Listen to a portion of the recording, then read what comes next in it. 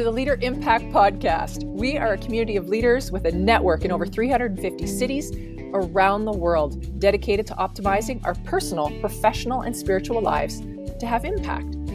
This show is where we have a chance to listen and engage with leaders who are living this out. We love talking with leaders, so if you have any questions, comments, or suggestions to make the show even better, please let us know.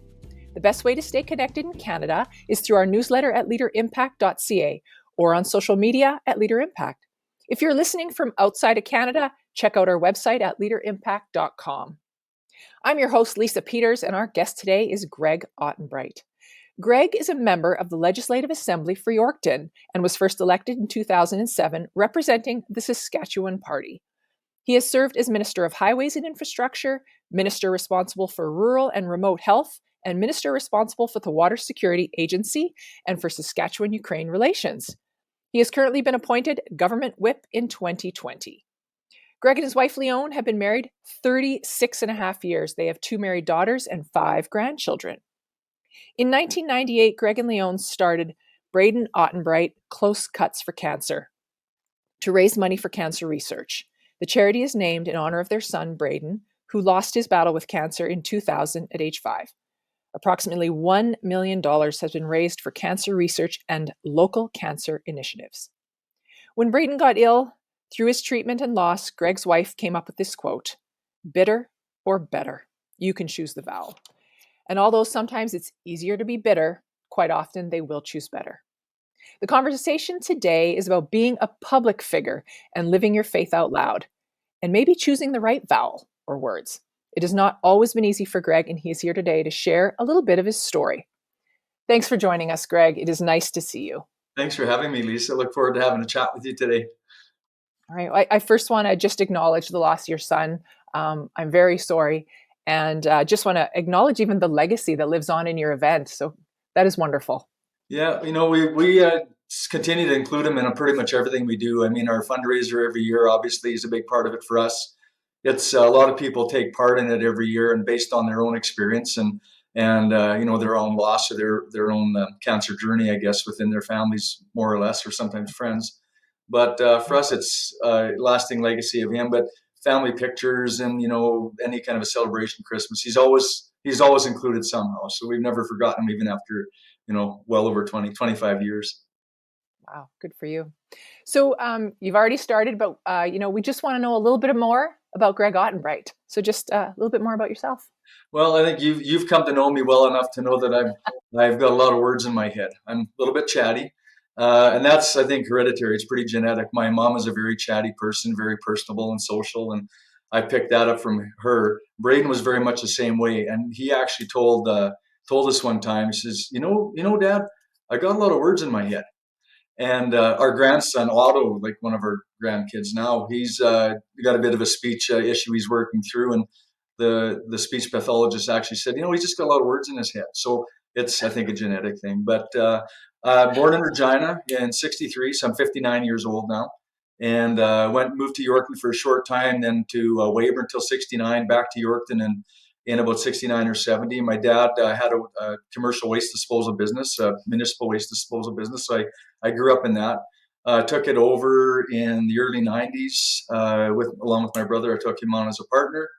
And we ran that right till 07 when I got elected the first time to form government. As you mentioned, my wife Leone and I, we met, actually we were high school sweethearts. We've been married together for over 42 years.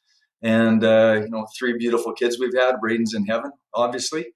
And it's just been pretty exciting ride. We've spent a lot of time in business, focused on business, got involved quite heavily in the community through the business, whether it was, different fundraisers and support, which led to Close Cuts eventually.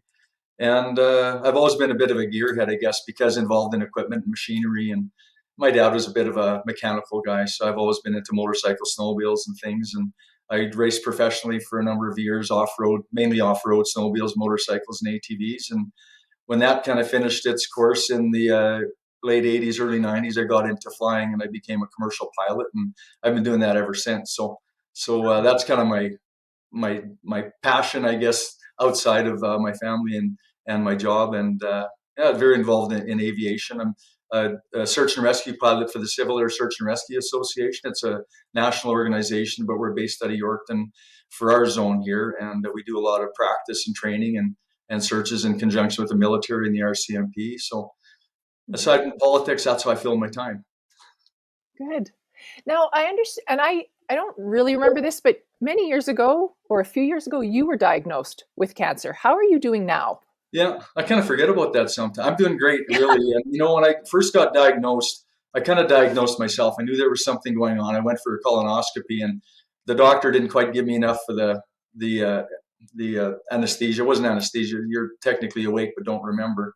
And when he said, you guys, I know you're going on a holiday, just go enjoy yourself, and you come back, we'll give you the results. I said, well, I got colon cancer. He says, what are you talking about? So I watched the whole scope. You couldn't have. Well, I did. I saw the whole thing, and I could see the tumor and him taking samples and all the rest. So I pretty much knew what was going on. But, in my mind, I guess somewhere in the back of my mind, there's been a lot of cancer in our family. And I knew someday I would get it. I was thinking in my 90s, not in my 50s. But honestly, after watching Brayden through his struggle and his treatment and what he had to go through, I'll choke up a little bit here now, but I thought, that little fella could do it. He was just over 3 years old, and he got diagnosed, and not quite 6 when he passed away. But if that little guy could do it, I can struggle this out. But Lord's been good, whether through human hands or divine intervention. I went through about 2 months of chemotherapy and radiation daily, and then I had a bit of a break. I got a resection, so they took about 12 inches out of my bowel. And then went through 5 more months of chemotherapy, and that's just over 5 years now. So technically, the Alan Blair here in Regina, Saskatchewan, has cut me loose, the cancer clinic, and they said never come back and see us unless you need us, but you're good to go. So in remission, cured, whatever the case might be, but doing well. Well, that's good, and never go back. No, I'll go back for coffee. I don't need to go back to treatment. Good. So I want to just, transition over to sort of the work life, because it interested me so much when we have a mutual friend, and when he said to come speak to you, because you live your faith out loud. And as a public leader, or a leader in the public world, people have come at you for your faith a little bit. Mm-hmm. So I want you to talk a little bit about your role as an MLA in Yorkton, and maybe a little bit about the costs of speaking up. Well, Lisa, even when I first got elected in 2007, I've half joked recently, I'm a middle-aged, Caucasian, Christian, conservative, male with pro-life and pro-traditional family values. And I love everybody, but I have those are my core values. And even 5 years ago, 10 years ago, when I got elected 15 years ago, that was pretty center of the road. And the spectrum has slowly moved, politically speaking, left. I haven't really moved too far, but now I've become, instead of center of the road, my views have made me more on the right, quite far right side of the spectrum, some would say. So that opens up, some criticism. Yorkton's a pretty conservative-minded area. Saskatchewan, for the most part, has been. It's starting to kind of get pushed by that kind of world push more to the left, or the more, social justice type thoughts, or the more liberal, small L liberal type views. And it's made it a bit more difficult. Yorkton is an example. Like, people here know me well, so they see me who I am. They know me, and they, for the most part, are very good. A lot of them have maybe similar views. When you start getting outside of your home community, Regina, Saskatoon, the political landscape, even provincially or federally, you become a bit of a target, and it can be quite a challenge. We do have those attacks. I think a lot of them are based on faith, but quite often people will take kind of a backdoor. They don't want to be seen as unfair or bigoted, so they'll take a run at you for maybe your pro-life views, or something else. They'll say, like, for my example, being pro-life. Even I've used to, as you stated, I used to be the Minister of Rural and Remote Health, and so being a health minister and pro-life, you get called anti-women's health. You don't believe women should have health care, which is absolutely ridiculous. I have a wife and daughters, but that's the angle they'll take. Right.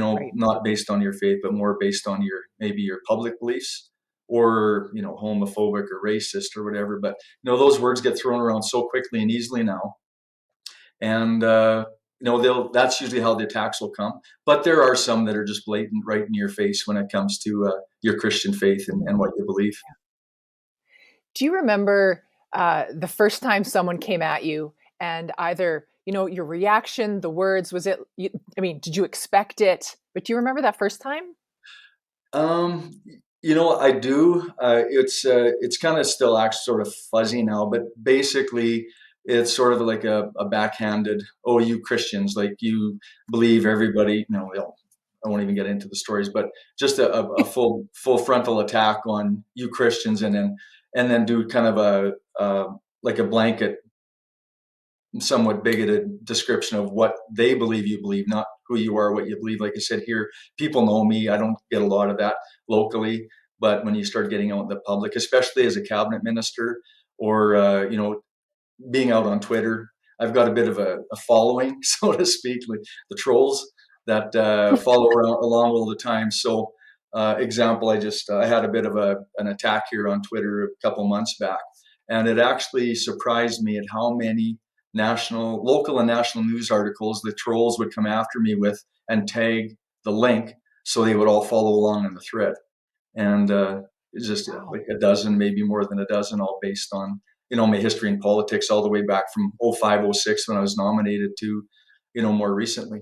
And some of it Yeah. blatantly attacking Christianity. Like I do, I know I open myself up, but I do sort of my keep trying to keep my social media and my Twitter quite positive. I'll do the odd wade into the odd issue, but I'm an early riser. I'm up 4 o'clock in the morning, work out, go for a run, go to work type of thing. And the first thing I'll post is a sort of a meme with a scripture reference, and then an encouraging kind of a thought that goes along with it.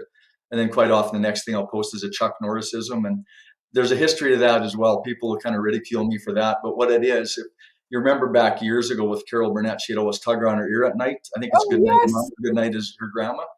And to me, Brayden, my son, was the biggest Chuck Norris fan ever. So every morning I post that Chuck fact. That's me saying good morning to Brayden. So I remember him every morning that way. And then I'll usually, share something that's maybe about aviation or personal life or something their grandkids are doing, but try and keep it positive, kind of what I'm doing throughout the day. If we're in session or doing public events, I'll post about that. Not really a partisan politic thing, but just more of Right. informing people what I'm up to, what I'm doing, and it's been fairly well received, I think, for the most part, and not getting into the negative stuff. Good for you. You really, posting that on social media, that is out loud, and especially if people are following, hashtagging, everybody's following those trolls. And there's so much of that stuff could be like if you really start wading into, some of the specific verses, it could be seen as bigoted or whatever. But I usually try and keep things, very, and not that I'm hiding it all, but just keep it very general, very supportive and encouraging. Things that have helped me, like through my cancer journey, talking about, I would usually post things about, I have faith in the Lord and He's going to support me, and just more encouraging things. And Yeah. sometimes I'll post things that something has happened, and I'll find a scripture and maybe a meme that really targets that. Sometimes it just happens to pop up, and that's the one I'm going to use that day. But more often than not, I try and target it to the day or what's going on in my life. Right. So I want to talk a little bit about, your political party in particular. So these are the people that, you work with. And has your faith ever created a space between you and your political party that you represent? Not the party specifically. We have a lot of people with like at least cultural or Christian background. We have in our party now, like our government caucus, we have Muslim, we have Sikh, we have agnostic, atheist, Christian, right across the board. It's interesting. The culture that was really started under our former leader and premier, Brad Wall, very much of a family team type of a mentality, very much. Oh, we might get into it like when leadership styles. We can talk about that in a bit, but very much a humble servant leader, and building a team and building up people around him to create a strong team, not for him to get the recognition, but to build capacity, much like Christ did. Built the capacity when he was gone, his work goes on. And Brad was very much like that. I've seen Scott, our new leader and premier, take on some of those traits as well. But there's always been that kind of a family and team supportive type of an environment. Mhm. And like any family, there's friction, there's struggles, there's a little battle every now and then. But I've never seen anything go on too long, and we always come to a realization that we're working together for greater good. And there's times like I brought stuff for discussion, and others have brought stuff for discussion. There may be more liberal minded, I'm more conservative minded, and you'll have the debate, and I might win, and that policy or that momentum might go my way. But if I don't win, I'm humble enough to know that you don't win them all, and you've got to stick around and have the support of your friends for the next time. Maybe I'll win the next one. And I came to realization we were going through quite a difficult, some would say a Christian type issue, a Christian foundational issue a number of years ago. And I was having a discussion with a very strong evangelical elderly man in my area on the phone. And it was over 2 hours on the way home, and I'm in my driveway, and I just can't get him off the phone. And I just looked up and I said, Lord, like, what do I tell him? Like, what do I do? And I should have done that off the start, because what came to me was, I've asked you to show up for the fight. I didn't say you need to win the battle. So that's my method. I'll show up for the fight. I'll let God take on the battle. If it's won, it's his. If it's not, I'll move on to the next thing. And this gentleman said, oh, that's all I can ask, and away he goes. So that's kind of been my drive, not to take things too personally. If they're really on my heart and I feel it's moral and ethically the thing to do, and it doesn't have to be biblically based, but a lot of it is, comes from Christian principles maybe, and, present it and be humble enough to know you're not going to win every one, but more often not common sense will prevail. And the same thing with me. I'll accept views of other people, and I might not win that one, and I'll defend their position as we go ahead. But it's a way to really keep a team built and keep relationships outside of politics and outside of philosophies. Those relationships are very important. They're important to me, and I don't want to ever ruin those. So I'd rather retain those and be successful, in public life and in political life, rather than, take my ball and go home type of thing. Right. I think people listening, I mean, this can apply just to being at work. Just, we're coming together. We may disagree. Not that we will. We may disagree, but we're going to walk away and do what's best, or whatever's on your heart. I mean, you have to say it. You can't hold back, and you may lose the fight. But, I'd rather lose the odd fight than lose relationships and friends and family, and that does happen from time to time. But yeah, thanks for that. Yeah. So you mentioned leadership styles. I want you to dive into that a little deeper. Just what were you thinking? Well, when I was in cabinet pretty early, and I would see this, and not to put Brad on a pedestal or a formal leader, but I was sitting at the cabinet one time, and I would notice every time he would get more accolades, he would sink deeper in his chair and he would deflect it to somebody else. Very magnanimous. And the realization I got there was like very much, I read the Bible daily. I'll read an Old Testament and a New Testament chapter. Sometimes I absorb it, sometimes I breeze through, but I try and force myself to have that habit. And it struck me that that's very much the leadership style that Christ had. And I've had debates with agnostic and atheist friends of mine. They say, the Bible's a storybook, has no relevance. The few things I'll bring to them is, if you look at the 10 Commandments, take God out of the picture, but take higher power, or accountable to somebody higher than myself. How could we be worse off in the world if we actually followed those guidelines, or the Beatitudes in the Sermon on the Mount, the New Testament with Christ? How could we be worse off if we kind of just followed those guidelines? And they don't really, if they look at them, they don't really have a whole lot of an argument. But then I would think about Christ's leadership. I mean, many people see leaders now as the boss, and you do what the boss says. But he led by example. He was humble. He was a servant. And he didn't look for the glory. The glory came to him, but he didn't look for the glory. But he would pass the glory around, and he'd build a capacity through all these apostles following him, and other disciples following him. And he built capacity. So really, he worked for 3 years, and he was killed violently, but his work continued on for 2,000 years, and it's growing. And like, what leader wouldn't want to have that type of a legacy where, I worked really hard. I did what I needed to do, but I built the capacity and the confidence and the skill set and a bunch of other people that I don't matter anymore. It carries on. And I've seen that in Brad and other very positive leaders that I really do respect. Wow. Has it ever, I appreciate the stories of our former premier, Brad Wall. He's a great leader. Talking about your own political career, has it been made more difficult with your faith? Like, is there more stress? Is there less opportunity? Do you find that at all? Like, I think of the stress. And Greg, know that just recently I have taken my oath of office and I've become a counselor in our rural municipality. And I'm listening to you for guidance. I just, because that's why I had this interest in speaking to you. Yeah. I actually Well, think I'm bless you for nervous. stepping into the public realm, into the fishbowl. I guess it can. It depends.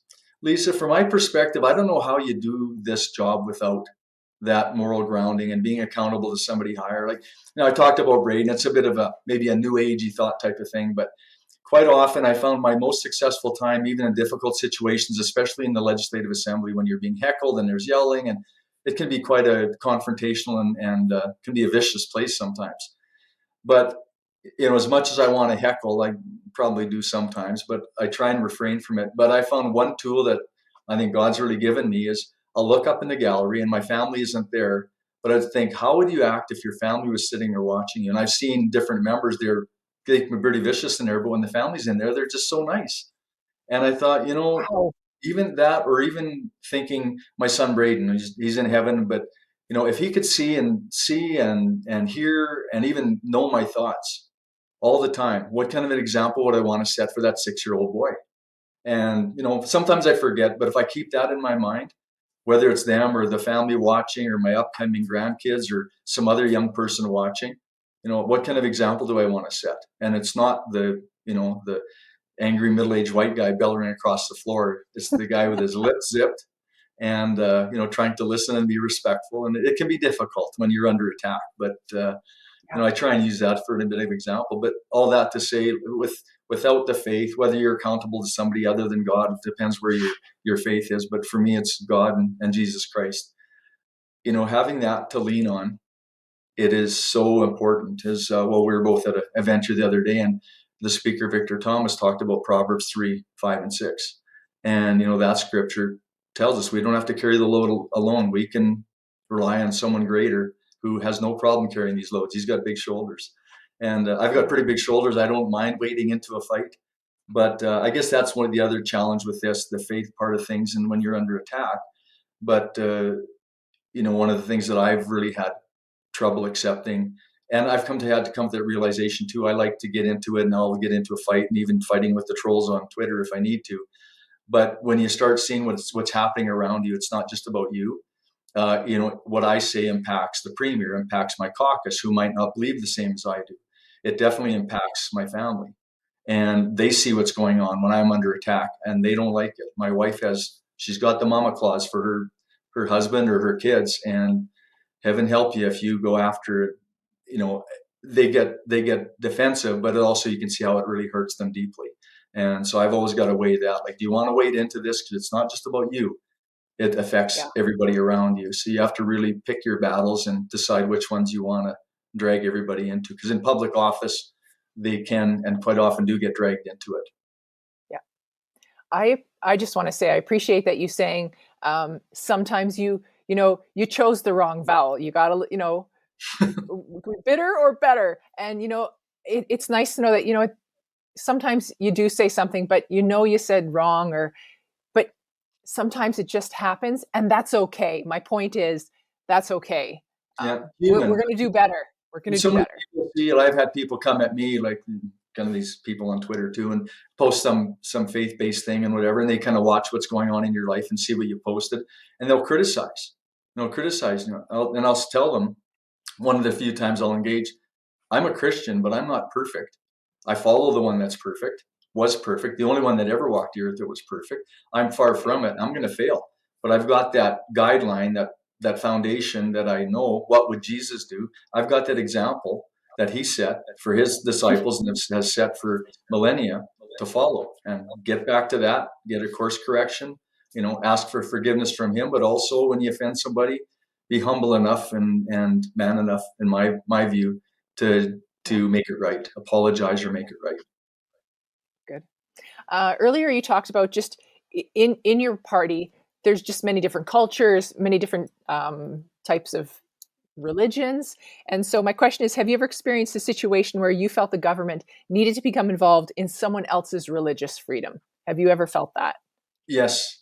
Yeah, absolutely. One example we have here, I mean, you have a pretty wide range of viewers, and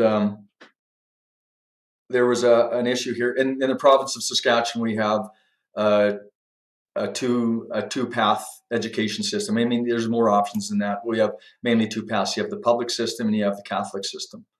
And years ago, there was a Catholic school that was, or there was a public school closing down in a town very close to my hometown of Yorkton.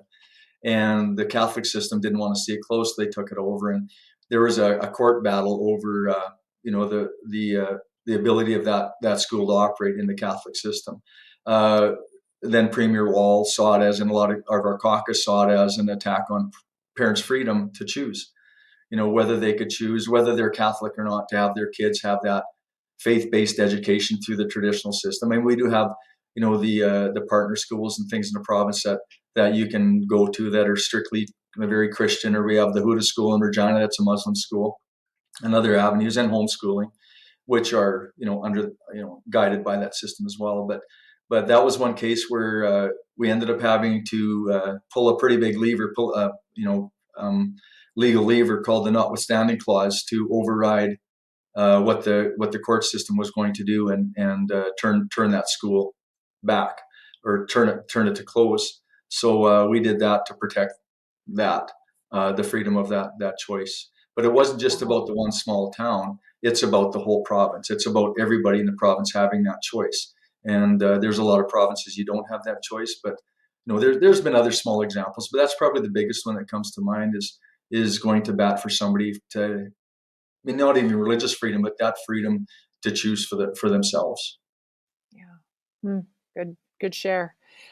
If someone's listening to this podcast and they're on the fence about, getting involved in politics, or just putting their life out there, doing a podcast, doing a TV show, but really putting their voice to something, what do you think they're thinking but afraid to say? Probably it's become more and more prevalent, like the ridicule because you have a faith, or especially if you're a Christian faith. I think if you look at actual statistics now, many would probably debate me on this, but if you look at worldwide statistics now, there's no more persecuted faith than Christianity. And it's getting to be more and more all the time. There, a lot of Christians are coming to the faith, and it's growing, but it is a very ridiculed faith. Whereas, you look at even Islam, there's a lot of similarities, so to speak, in the belief system. But what I've come to see, my own perspective, is that the more, I'll say, left leaning, or small L liberal minded people will steer away from that. They don't want to be seen as bigoted or racist or whatever, although it's, could face the same criticism, but they will pass it off as that's culture.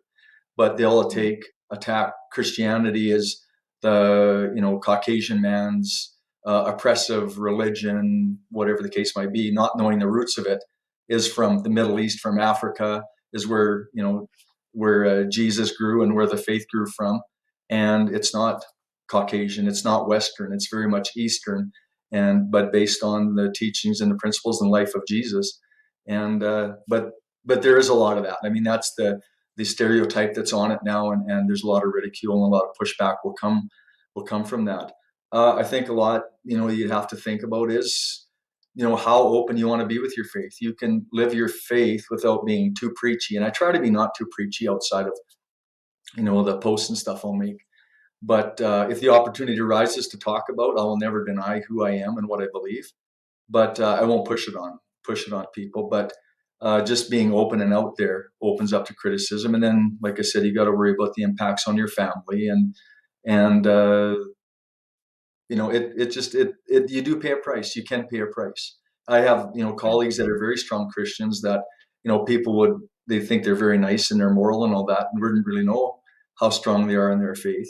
Right. And I think, whether they do that on purpose or not, I don't know, but it does tend to protect the family and protect from some of those attacks and criticisms, I think.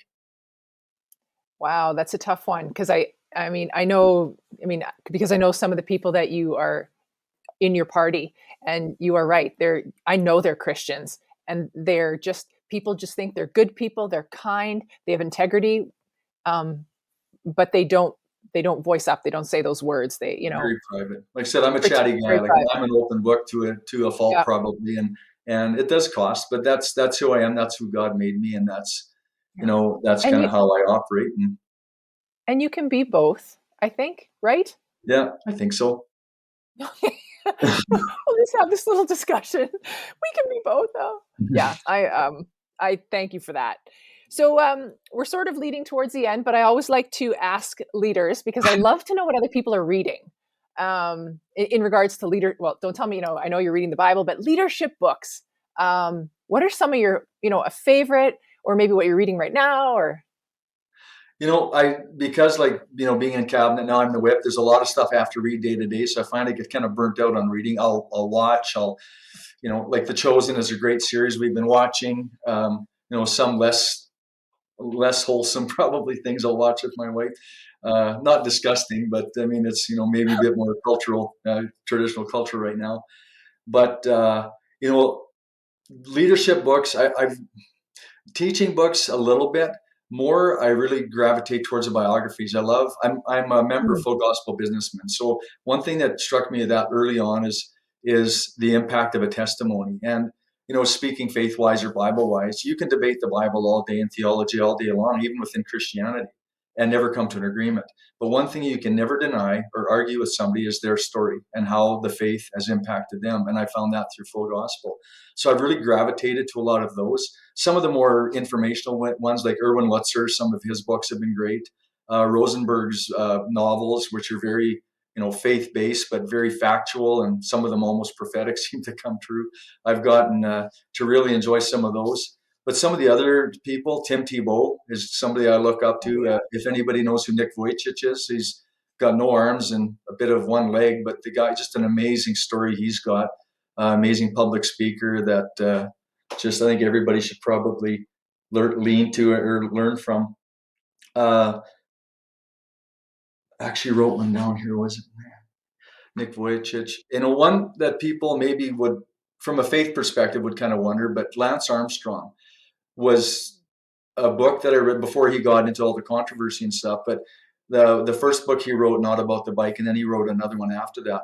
But the one that struck me, the first one, he talks about wearing a crucifix just because, not because he was Christian, but because just what he thought it symbolized, strength and maybe morality or whatever. But the Mhm. thing that struck me in that book, and it ended up serving me pretty good when I went through my treatment, he was got diagnosed with testicular cancer. Then it went to his lungs. But with him, just the tenacity and the never giving up, just always pushing forward. And I just love that. Like when I was going through my treatment, I get up and I run and I work out. And even through chemotherapy and all the rest of it, I would get up and at 4 o'clock in the morning, I'd run, I'd work out, push through. Very seldom I couldn't. After surgery, I couldn't. But I just kind of gravitated to that mindset, just to be stubborn. I'm a stubborn kid, and that example I really love. But one that, and I talked about him earlier, some might kind of shake their head at, is Chuck Norris. Amazing story he's got. Like when I read his, I always was a fan, but I think my wife gave me his biography, and I read him going, wow, it is an amazing story of a you know less than humble person in the military, learns martial arts, gets into the movie industry, but he ends up developing a relationship with Christ. He's half Cherokee and half Irish Catholic. And I think off the start, he was very much towards the First Nations spirituality. And over time, he drifted towards a Catholic. And then he really got into, I think he must have had quite an experience, and he became a Christian. And just the stuff that he's done in community with underprivileged kids and giving to people. And his political views are very much aligned to mine as well. But when it comes to, value of life and all those type of things, just really an amazing man, an amazing story that continues to try and put up positive stuff, and he lives pretty out loud as well. Like he's way out Yeah. more out loud than me. But even thinking about him and some of the stuff we've been talking about, like I've talked about being pro-life and pro-traditional family and all that. I think at times though people were criticized, oh, you, like, especially when it comes to life issues, oh, you Christians, but my pro-life views, my family views, a lot of that, it might have some roots and some foundation in my Christian faith, but it's mainly come from life experience. I grew up, remembering some girls I went to school with in junior high and high school that I know experienced abortions, and I've known them my whole life, and I've seen the impact that it's had on their life. I've seen many things like that. I watched my own son, who is 6 years old, but I've watched young people fight for their lives. So it gave me a different view of how valuable life is, or being with somebody that's going through the end of life when it comes to medical assisted suicide. It's given me a definite view of how I feel about that, and how I feel there's a natural way to go through that, and it's not technically based on my Christian principles, although it blends, but it's based on what I've experienced and what I've seen, and the value of life.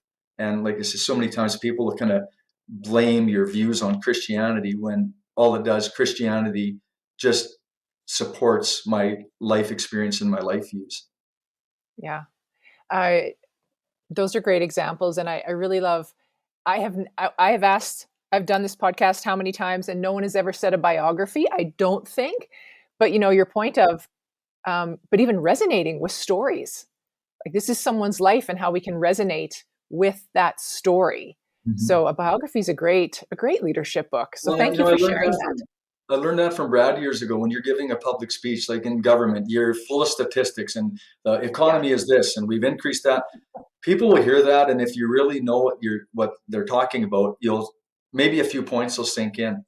But I learned this from one of my assistants in Yorkton. She's very, very wise woman. Both of them are, but the one I learned this years ago, she said, people will never remember what you said, but they'll remember how you made them feel. And Brad, he kind of reinforced that with me a couple of times, but I was giving him credit for one of his speeches. He said, I'm just telling a story. People will always remember the story. So if you can weave some of that stuff into a story, they remember it. And I started thinking, well, another example of going back to biblical principles of the New Testament Christ. Why did he talk in all these stories? Because they would remember the stories. He could give them facts, do this, do that, do that. Yeah, you remember some, you forget some, but when you build it into a story, they remember how he made them feel, and they'll remember the story that they told. And it's easy to follow the guidance in the story, but to follow facts you're going to miss some. Well, except if it's numbers in the Bible.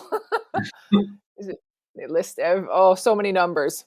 Anyway, so I have two final questions that I ask everybody. And I mean, I have seen you out at many Leader Impact events, so that we are dedicated to leaders having a lasting impact. So as you continue to move through your own journey of life, through politics, everything, have you considered what you want your legacy, your faith legacy to be when you leave this world? Well, I think the two things, and it's kind of general, but I want to be remembered for my relationships and my reputation, and always be constant. And I've said that, like, if I'm going to be a jerk in the house, I should be a jerk. And sometimes I'm a jerk, and it's just, I'm constant. But, more often than not, I think I want people to see me for who I am, whether I was in a bad mood or wasn't very nice to them or whatever, but always see me for who I am. And it kind of goes back to that reputation, having a positive reputation, positive relationships, because it's like a story that will last forever. They won't remember necessarily a lot of different things, but they'll remember how you made them feel, and they'll remember your story. So I think that's the big thing. And, being seen for, somewhat ethical, moral, honest, if nothing else, a family person that loves his wife and his kids. I'm a joke again, grandkids, with everything. But, the relationships, the accomplishments, I guess to a certain extent, want people to remember some of your legacy, especially in politics. You got to keep reminding people what you did, because they forget. But I've always known that's very fleeting. Like, I'll ask even young kids or even middle-aged people here if they remember, because I've been here 15 years now in Yorkton, who was the last MLA? And some can't tell you, but he was the deputy leader of the NDP, and he was a cabinet minister and the MLA for Yorkton. And they quickly forget. And they'll respect the position and all the rest of it. But, once you're gone, the next one fills in and you get replaced pretty quick. But if you can be remembered for those relationships and those stories that you've left people with, I think that's pretty much all you can ask for. Yeah, because that's sadly public life. You're just going to get forgotten. So what is your legacy? As a cabinet minister, like, you go to a different event and you've got people on you, and they're, schmoozing and talking, and, some of it seems like small talk, but sometimes there's a method to the madness. And then as you're a backbench MLA, or maybe you're the government whips, you're doing a lot of work in behind the scenes. It's like the people close to you built relationships over 15 years, they still gravitate to you. But some of the other ones, you're kind of looking over your shoulder to see who's better. Oh, I strongly dislike that when they're always, yeah, I wonder who else is here. Anyway, so my final question that I ask everyone in this podcast is, what brings you the greatest joy? My family, without a doubt. Yeah, I mean, a lot of the helping in the job, when you have successfully helped somebody through an issue, and that's gratifying. I like to do things with my hand. I'm a fairly creative guy. I like to weld and build and turn wrenches and fly airplanes, and I'm building an airplane that isn't completed yet. It should have been done a long time ago. That's all fun, looking where you can actually put your hands to something and see that you've accomplished something creative in this job. And I mean, you'll probably find yourself, when you're on emails and things all day, you work like a dog, you're burnt out, and at the end of the day, you can't see what you did. That's a bit of a challenge. But yeah, when I can put my hands to something or fly the airplane, instant input and result, that's always a lot of fun. But it comes down to family, but then relationships as well. Like, one of the biggest joy I have at work is, a lot of the work is great, but again, like the relationships I built with, our caucus. There's 48 of us in the government caucus, and some closer than others, but I can sit down and have a good visit with any one of them. And it is quite a team, quite a family, good buddies that can kind of give each other a little bit of grief every now and then. And that's pretty enjoyable.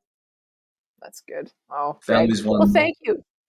Well, thank you for spending the last 40 minutes with us. I appreciate you taking the time. I know your schedule is super busy, but I just want to thank you. And if this ends our podcast, but if more people want to engage with you or check in with you, where can they find you? Probably the easiest thing is, like, I'm on all the like Instagram and not very active there, and Twitter and Facebook. But the most direct way is probably just to email my MLA office. I see all the emails, and the girls get a hold of me right away. Is yorkton.mla@sasktel.net. And the phone number in the office is 1-306-783-7275. Sask. You really are open. I don't know if anyone's ever given their phone number. Yeah, call me to talk. That's awesome. Well, I want to thank you again for joining us, Greg. It was been really great. Thank you. Thanks, Lisa. Always a pleasure talking with you. All right. Well, to everyone, if you're part of Leader Impact, you can always discuss or share this podcast with your group. And if you're not yet in a Leader Impact group, we would love to have you. Check out our groups available in Canada at leaderimpact.ca, or if you're listening from anywhere else in the world, check out leaderimpact.com or get in touch with us by email, info@leaderimpact.ca, and we will connect you. And if you like this podcast, please leave us a comment, give us a rating, contact Greg, or give us a review. This will help other global leaders find our podcast. Thank you for engaging with us. And remember, impact starts with you.